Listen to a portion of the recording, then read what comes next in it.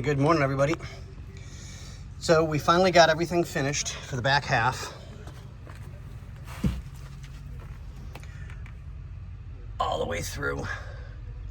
And just to reiterate, yes, we have to leave that line going all the way around because that's where the back glove boxes go and the trim hits here. And if we have it on both sides, it'll be too much and it'll cause a bow like that in the piece, and I don't want that happening.